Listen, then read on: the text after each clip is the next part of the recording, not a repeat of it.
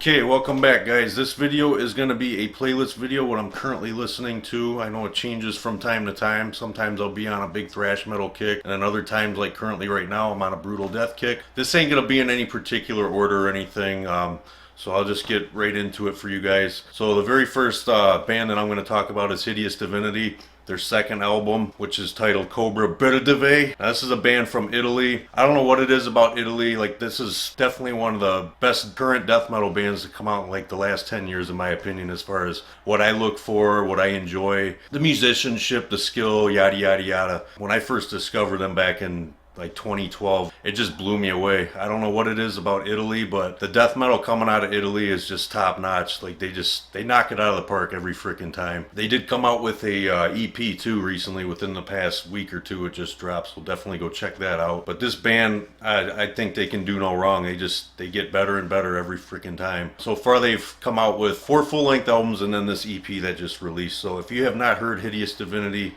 definitely go check those guys out. Great solo work, great riff writing, great vocal patterns, drum work, bass work, you name it, they got it. Definitely check them out. Next up is Catalepsy. This is kind of like a brutal death slash slam kind of band out of Russia. And when I first discovered these guys was, I'd already known of them, but the album that I heard was, I think it was an EP or something. I can't remember what the name of the EP was. It didn't quite do anything for me. It might have been the production. And then, fast forward to last year, which was a few years later, I heard Gravenous Hour. I heard some of that stuff, and like, man, I gotta really give this a listen. And then, of course, ended up getting the digital release of that. Enjoyed the hell out of it, still playing it. And then they came out with a new album last year, Terra Mortis Est. And that's a little bit more on the, they kind of went into like more of a, I don't want to say groove metal, but they kind of incorporated that kind of style in there. But they still got the elements of, the brutal slam and things like that. But in my opinion, this band does it right. There's a lot of brutal slam bands that are out there. There's just, the list goes on how many slam bands are out there now. But my opinion, Catalepsy, they do this shit right, where it just, it's not really predictable like a lot of slam bands are, where it's just slam riff after slam riff after slam riff. You know when it's coming, and a lot of times it's just done like in poor taste, in my opinion, where it almost sounds like hip hop, and it's like, once you've heard those slam riffs, they kind of just get recycled. You've heard them all. I think Catalepsy does this perfectly, and I actually, within the past few weeks, I've been listening to their first album, their debut album, which was Autopsychosis. Brutal as hell, man. If you guys haven't heard Catalepsy, check them out too as well. If you're into that kind of stuff, definitely good musicianship. The way they incorporate the 8-string guitar work too is really incredible. So let's move on to the next band, Unmerciful. Wrath and Compass. I haven't taken this out of my CD player either. Like I love this band to death. They do everything that I love. Very heavily Suffocation influence, which is freaking amazing right off the rip. The speed, the technicality, everything's there. The only thing I will say about this album, as opposed to the other 2 releases that came out, which was Ravenous Impulse was their second album, and then their first album that came out was Unmercifully Beaten. The difference is the production on this album is a bit flat, but it doesn't take away from the enjoyment of it. These songs, it doesn't sound like as soon as you hit play, it's all one long song. Like, all these songs have their own identity. Very, very good shit. This band formed in 2001. Some members from Origin back in like the early to mid 2000s put Unmerciful together, and that's what you have today. So that's where you get like a lot of your early Origin kind of influences are in there, at a much higher elevated speed, a lot more technicality too, but not like the sweeping arpeggios and that kind of thing. More of a Suffocation, like I mentioned, a Suffocation kind of technicality there. Definitely check them out. Check out all these bands that I'm telling you guys about, seriously.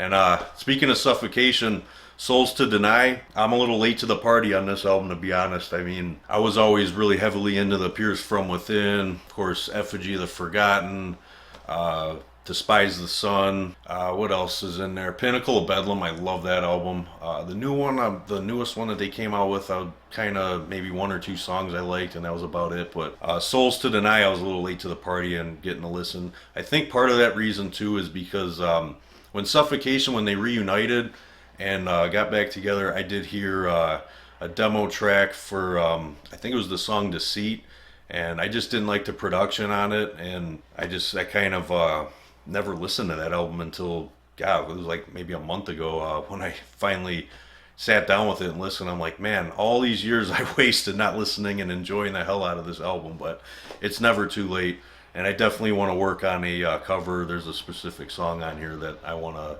play because it hits all the high points for me as far as what I love to play on guitar and everything like that. So badass album right here, and it's just unfortunate and a little bit embarrassing that I'm just now listening because that one came out in shit like 2004. So moving on, do have a little bit of thrash in here.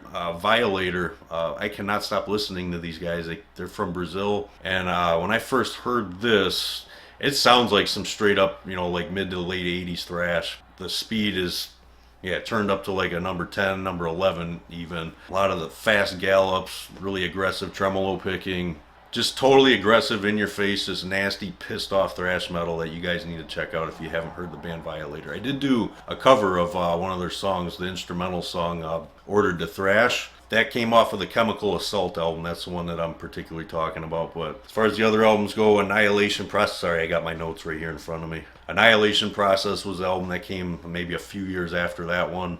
And then Scenarios of Brutality, I think, was pretty much the last album that they came out with.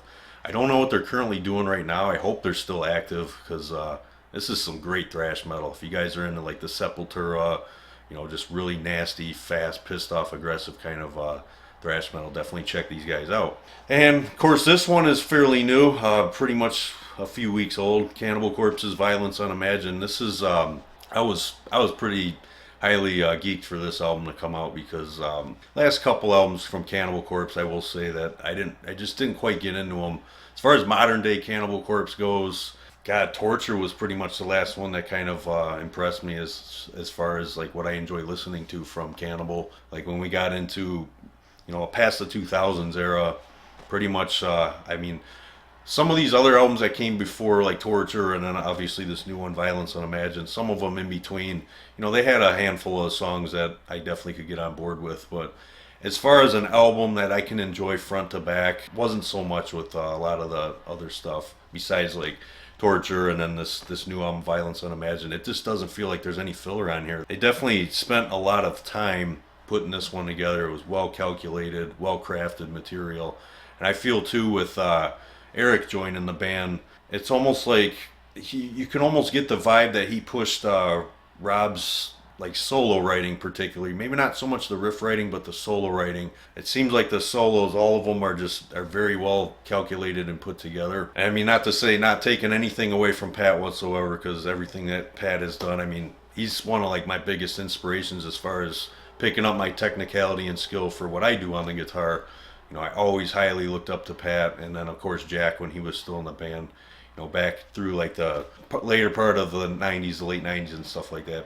Pat was just impressed the hell out of me, his writing skills and just how much of an aggressive, just furious player he was. But yeah, Cannibal Corpse, Violence Unimagined. I've been listening to this big time, and I haven't gotten sick of it. It's been really, really good stuff. It's been really good to me. Hopefully you guys feel the same way about this album.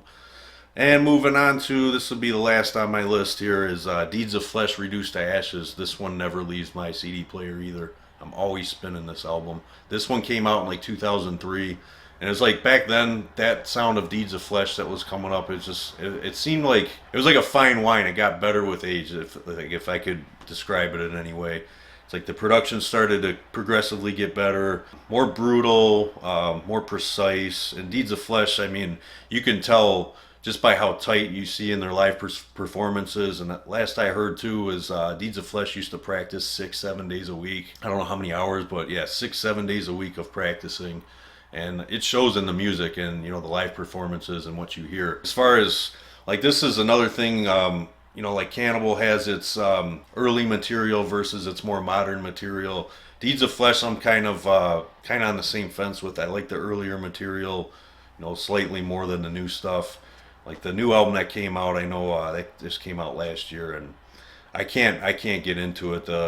Just the whole melodic, overly technical kind of approach that they took. That's not my thing. I mean, it's great musicianship. The guys are definitely talented as hell, of course. I wouldn't take that away from the guys, but as far as what I like to listen to, it's not there. I'm like put off by that kind of stuff. I like my brutal, just nasty, just punch you in the side of the head kind of death metal. And that's what I get with early Deeds of Flesh, stuff from like the mid to late 90s into the early 2000s. This Reduced to Ashes album, not a bad track whatsoever on this album. Just front to back, it fucking crushes. But that is my list so far.